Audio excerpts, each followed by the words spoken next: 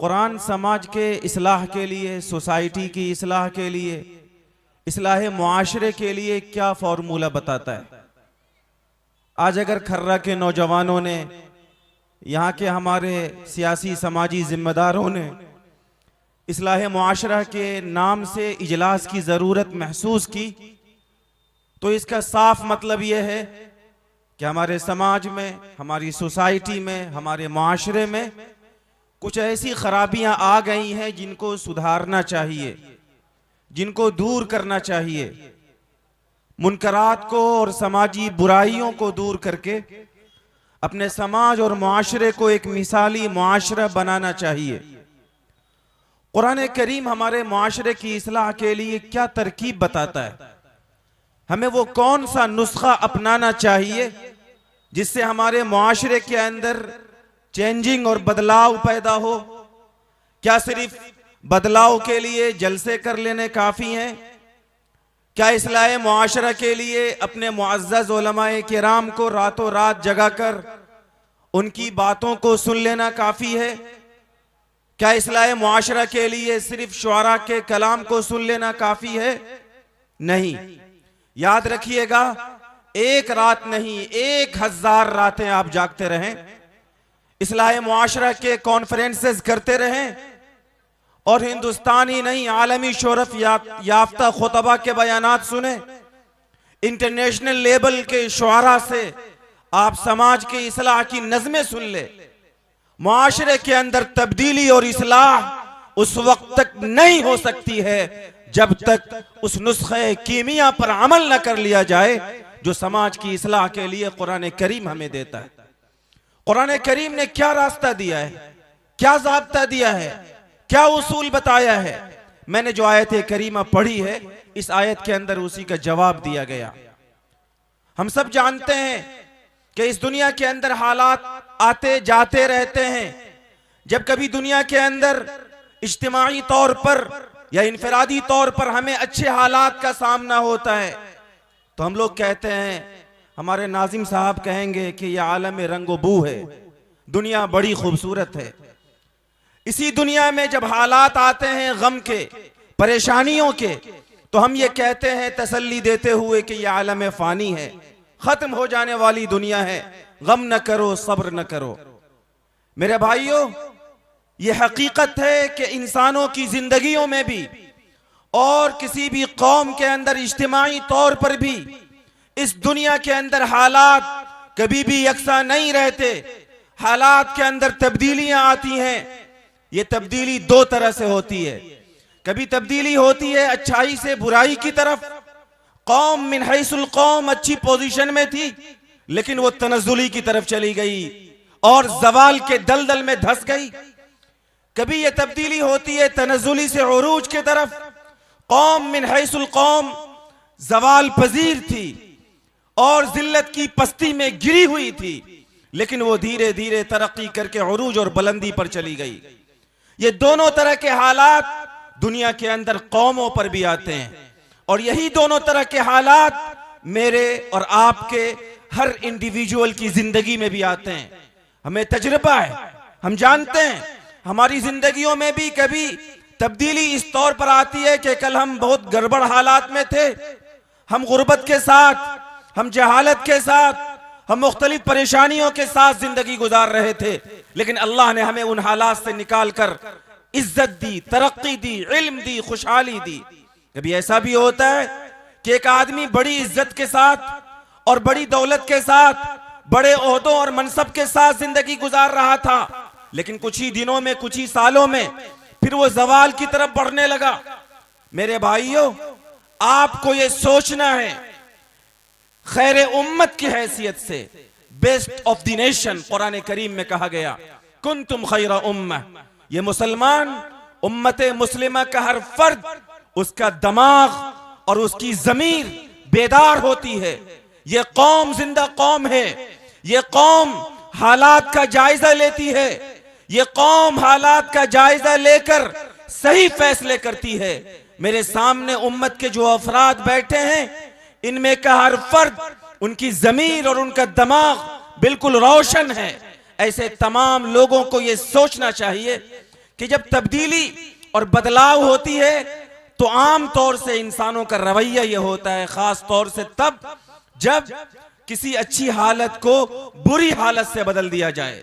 मिसाल के तौर पर अगर आप मिन हैसुल कौम मजबूत थे और आप कमजोर हो गए, आप मिन हैसुल कौम अच्छी पोजीशन में थे और आप कमजोर हो गए, तो आम तौर से ये तजजिया हम करते हैं कि हुकूमत चूंकि फलां की आ गई, इख्तिदार चूंकि फलां के पास चला गया। हमारे पॉलिटिशियन अफराद भी यही तजजिया करते हैं कि फलां की हुकूमत आ गई इसलिए हालात बिगड़ गए, और फिर ये हुकूमत चली गई, दूसरी हुकूमत आई और फिर भी मिन हैसुल कौम हमारी हालत अच्छी नहीं हुई। तब हम कहते हैं कि हाँ, अभी भी हालात इसलिए नहीं बदले क्योंकि फलां की हुकूमत है। याद रखिएगा, हुकूमतों के बदलने से जिंदगियों में बदलाव नहीं आया करते। हुकूमतों के बदलने से कौमों के अंदर तब्दीली पैदा नहीं हुआ करती। कुरान मजीद में कहा गया, ज़हरल फसादु फिल बर्रि वल बहरी बिमा कसबत ऐदिन नास। ए लोगो, मिन हैसुल कौम भी, मिन हैसुल फर्द भी, पूरी दुनिया के अंदर जो फसाद तुम्हें नजर आता है, जो तबाहियां तुम्हें नजर आती है, तुम्हारे समाज में जो खराबियां नजर आती है, तुम्हारे नौजवानों में जो बिगाड़ नजर आता है, तुम्हारे बच्चों में जो बेदीनी नजर आती है, तुम्हारे अफराद में जो गफलत नजर आती है, तुम मिन हैसुल कौम अगर फसाद के, खराबियों के शिकार हो गए हो, बिमा कसबत ऐदिन नास, उसकी एक ही वजह है कि तुम्हारे आमाल गड़बड़ हो गए। हुकूमतों से हालात नहीं खराब हुए, पार्टियों से हालात खराब नहीं हुए, सियासी इख्तिदार और गलियारियों में जिनकी आज हुकूमतें हैं उनसे हमारे हालात नहीं बिगड़े। अल्लाह का सच्चा कुरान कहता है, ए लोगो जो अपने समाज की इस्लाह करने के लिए यहां बैठे हो, ए नौजवानों जो अपनी मिल्लत को झंझोड़ने के लिए, अपने उलमा से अपने समाज को सुधारने के लिए और इस सिलसिले में कीमती पैगामात के लिए यहां बैठे हैं, कुरान करीम ने कहा बिमा कसबत ऐदिन नास। पहले मालूम तो करो कि मुआशरा बदला क्यों, मुआशरे में बर्बादी क्यों आई, फसाद क्यों पैदा हुआ, खराबियां क्यों पैदा हुई। कुरान करीम ने कहा बिमा कसबत ऐदिन नास, तुम्हारे आमाल की खराबी की बुनियाद पर ये सारे हालात पैदा हुए। और फिर अल्लाह का कुरान एक जगह और हमें पुकारता है, इन्नल्लाह ला युगय्यिरु मा बिकौमिन हत्ता युगय्यिरु मा बिअनफुसिहिम। अल्लाह किसी कौम की अच्छी हालत को बुरी हालत से उस वक्त तक नहीं बदलता जब तक कि यह कौम खुद अपनी हालत न बदल ले। जब अल्लाह ने अच्छी हालत दी, जब अल्लाह ने ताकत दी, जब अल्लाह ने इख्तिदार दिया, जब अल्लाह ताला ने अच्छी पोजीशन दी, तो हमें उसका शुक्र अदा करना चाहिए था, हमें अल्लाह की नेमतों की कद्र करनी चाहिए थी। लेकिन जब सेहत मिली तो हम नशा करने लगे, जब जवानी मिली गफलतों के साथ जिंदगी गुजरने लगी, जब इल्म के मौके मिले सारे मौके जाये कर दिए गए, जब समाज में खिदमत का, सोशल वर्क का मौका मिला तो इसे हम ओहदा और मनसब समझकर लोगों का इस्तेहसाल करने लगे।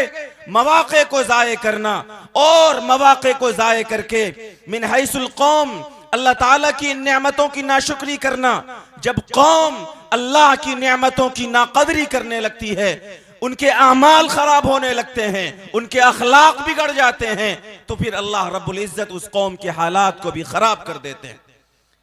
एक और जगह अल्लाह रब्बुल इज्जत ने यह बात इरशाद फरमाई और मिसाल देकर समझाया, ज़रबल्लाहु मसलन क़रियतन कानत आमिनतन मुतमइन्नह यअतीहा रिज़्क़ुहा मिन कुल्लि मकान फकफ़रत बिअनउमिल्लाह फ़अज़ाक़हा अल्लाहु लिबासल जू'i वल ख़ौफ़ि बिमा कानू यसनऊन। एक मिसाल दी जा रही है, अल्लाह एक मिसाल बयान कर रहा है एक बस्ती की। वो बस्ती बड़ी अच्छी थी, बड़ी पुरअमन थी, बड़ी पीसफुल थी, उस समाज में हर तरफ से चैन और सुकून थे, वहां कोई दहशतगर्दी नहीं थी, वहां कोई कट्टरपंथी नहीं थी, सबके दिल एक दूसरे से मिले हुए थे, सब अमन के और पीस के पयाम्बर थे, सब मोहब्बतें बांटते थे, सब बेखौफ जिंदगी गुजार रहे थे। लेकिन उस कौम में यह हालत हुई, उस समाज और मुआशरे में यह बदलाव हुआ, फकफरत बिअनउमिल्लाह, उन्होंने अल्लाह की नेमतों की नाकदरी शुरू कर दी, उन्होंने अल्लाह की नेमतों की नाशुक्री शुरू कर दी। फ़अज़ाक़हल्लाहु लिबासल जूइ वल खौफ। यहां से समाज बदला है, यहां से मुआशरा बदला है, यहां से हमारी कौम में तनज़्ज़ुली आई है। मिन हैसुल कौम, यहां से हमारा समाज गिरा है कि जब अल्लाह की नेमतों की नाकदरी की जाने लगी तो अल्लाह ने उस कौम को, उस आबादी को, उस बस्ती को जो पीसफुली जिंदगी गुजारने वाले लोगों पर मुश्तमिल थी, जहां के लोग हर तरह की नेमतों से सरशार थे, जहां अल्लाह ने माशी एतबार से, इकोनॉमिकली सबको स्ट्रांग और मजबूत बनाया था, सबकी बिजनेस अच्छी थी, सबकी तिजारत अच्छी थी, सब अच्छी जिंदगी गुजार रहे थे। लेकिन नौजवानों में बेहयाइयां आई, औरतों में बेदीनी आई, लोगों ने नेमतों की नाकदरी की। तो अल्लाह जो इस पूरी कायनात का रब है, वो अल्लाह जिसके कब्जे में पूरी कायनात का कंट्रोल है, उसी अल्लाह ने उस बस्ती पर खौफ नाजिल कर दिया, डर, दहशत। सब परेशान है, मुस्तकबिल क्या होगा। सब डरने लगे, आने वाली हुकूमत क्या करेगी। सब परेशान रहने लगे, अब क्या होगा। वलजू, सबके सब फाका में मुब्तला हो गए। बिमा कानू यसनाऊन, अच्छी हालत बुरी हालत से इसलिए बदली क्योंकि लोगों के अमाल खराब हो गए थे। मेरे भाइयों, ये किस मुआशरे की बात अल्लाह कह रहा है। मिसाल के तौर पर किस समाज के अंदर बदलाव और किस समाज की नाशुक्री की बुनियाद पर उनके अंदर जवाल की दास्तान अल्लाह बयान कर रहा है। उलमाए किराम बैठे हैं, मुफस्सिरीन ने लिखा है कि मक्कतुल मुकर्रमा, जहां अल्लाह का सबसे मुकद्दस घर है, जहां हरम पाक है, जो हमारे लिए मरकज़े रुश्द व हिदायत है, जिस घर को अल्लाह ने पूरी दुनिया के लिए जाए अमन बनाया है, उस बस्ती के लोगों ने जब अल्लाह की नेमतों की नाशुक्री की, समाज के लोग गड़बड़ करने लगे, अल्लाह की नेमतों की नाकदरी आम हो गई, तो हरम और अल्लाह का खाने काबा वहां मौजूद था, उसके बावजूद उस कौम पर फाका आया, फक्र आया, खौफ आया, यहां तक कि वो सारी कौम पनाह लेने के लिए आई आखिरी नबी सरकारे दो आलम जनाब मोहम्मद रसूलुल्लाह सल्लल्लाहु अलैहि वसल्लम के दामन में। क्या आप बड़े अच्छे हैं, आप अल्लाह के नेक बंदे हैं, आप दुआ कीजिए कि मक्का की सरजमीन से ये सारे हालात खत्म हो जाएं। इसलिए मेरे भाइयों, यहां पर हमारे सियासी जिम्मेदार मौजूद है। इस इजलास के इनेकाद कराने में हमारे बहुत सारे पॉलिटिशियन अफराद का बड़ा हिस्सा और बड़ा रोल रहा है। अल्लाह उन सब की कुर्बानियों को कबूल फरमाए। मैं बड़ी जिम्मेदारी के साथ इस्लाही मुआशरा, जो आज के इस इजलास का उन्वान है, इस ताल्लुक से हमारे समाज के मिन हैसुल कौम जवाल की बुनियादी वजह कुरान मजीद की आयात की रोशनी में बता रहा हूं। अल्लाह का कुरान इसकी वजह बताता है, अमाल की खराबी, अफराद के अंदर अखलाकी गिरावट, समाज के नौजवानों में बेहयाइयों का, समाज के अंदर रहने वाले लोगों में मुनकरात का और खराबियों का आम हो जाना। मैं एक हदीस सुनाकर अपनी बात मुकम्मल करता हूं। एक हदीस कुदसी है, सैयदना हजरत अबू दर्दा रजी अल्लाह तआला अन्हु बड़े मशहूर सहाबी हैं। उन्होंने प्यारे आका अलैहिस्सलातु वस्सलाम का एक फरमान सुनाया।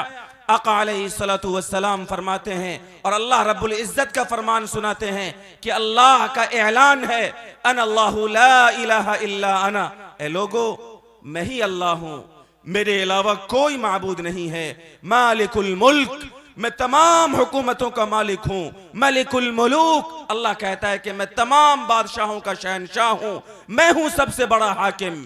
कुलूबुल मुलूक फी यदी, दुनिया के अंदर जितने भी हुक्मरान हैं, चाहे वो हिंदुस्तान हो या अमेरिका, उन हुक्मरानों के दिल मेरे हाथ में हैं। और फिर आगे अल्लाह फरमाते हैं, इन्नल इबाद इदा अताऊनी हव्वलतु कुलूब मुलूकिहिम अलैहिम बिर्रहमति वर्रअफा, मेरे बंदे जब मेरी बात मानते हैं तो मैं हुक्मरानों के दिल में नरमी डाल देता हूं, मेहरबानी डाल देता हूं। हुक्मरान अच्छे फैसले लेते हैं। वजीर आजम अपनी रियाया के लिए अमन के, चैन के और रहमत के फैसले लेते हैं। लेकिन अल्लाह फरमाते हैं, व इन्नल इबाद इदा असौनी हव्वलतु कुलूब मुलूकिहिम अलैहिम बिस्सख्तति वन्निक़मा, जब मेरे ये बंदे खर्रा के ये नौजवान मुसलमानान अपने आमाल खराब करते हैं, मेरी मासियत करते हैं, मेरी नाफरमानी करते हैं, नमाजें छोड़ते हैं, रोजा छोड़ते हैं, बेहयाइयों के रास्ते पर चलते हैं, मेरे गजब को भड़काते हैं, तो मैं उन पर यह सजा देता हूं कि उसके मुल्क के हुक्मरानों के दिल में मैं गुस्सा डाल देता हूं, नफरत डाल देता हूं। फसमुहुम सुअल अज़ाब, फिर वो हुक्मरान सबको सख्त अजाब चखाता है। अल्लाह फरमाते हैं ला तशगुलु अनफुसकुम बिद्दुआई अलल मुलूक, जब हालात ऐसे हों कि तुम्हारा हुक्मरान तुम्हारे खिलाफ हो जाए। ऐ लोगो जो इस मुल्क के अंदर मुख्तलिफ हालात का शिकवा करते हो, वक्फ बिल के नाम पर या मुख्तलिफ बिलों के नाम पर और कवानीन के नाम पर जिनको बेचैनी है, सुनिए अल्लाह फरमाते हैं ऐसे वक्त में जबकि आपको लगे कि आपका समाज तनज़्ज़ुली की तरफ जा रहा है, तनज़्ज़ुली की खाई में गिर रहा है, पस्ती की तरफ जा रहा है, आपके हुक्मरान के फैसले आपके खिलाफ हो रहे हैं, तो ऐसे मौके से सिर्फ अपनी सियासी पार्टी को गाली मत दो, सिर्फ हुकूमत की कुर्सियों पर बैठे हुए लोगों को बुरा भला मत कहो, बल्कि ऐसे मौके से उश्गुलू अनफुसकुम बिज़िक्र व तज़र्रुअ, समाज की इस्लाह के लिए, मुआशरे की इस्लाह के लिए, हालात के बदलाव के लिए मुझे याद करो, मेरी बारगाह में रो, अक्फियकुम मुलूककुम, मैं तमाम बादशाहों के लिए तमाम हालात में तुम्हारे लिए काफी हो जाऊंगा। मेरे भाइयों, यह है इस्लाह मुआशरा का पैगाम कि हमें अपने मुआशरे के तब्दीली, बदलाव और इस्लाह के लिए मुझे, आपको, हम सबको अपने आमाल और अपने अखलाक का जायजा लेकर उसके तब्दीली और उसके बदलाव की जरूरत है। फिर गर्मी तौहीद से एक आग लगा दो, जज्बात के शोलों को शररबार बना दो, आफाक के रोजन से बला झांक रही है, ऐसे में मोहम्मद के गुलामों को जगा दो। ये शाम व सहर, शम्स व कमर किसके लिए है? दुनिया है ये किसके लिए? दुनिया को बता दो। अल्लाह रब्बुल आलमीन हम सबको इन पैगामात पर अमल की तौफीक अता फरमाए। व आखिरु दावाना अनिल हम्दुलिल्लाहि रब्बिल आलमीन।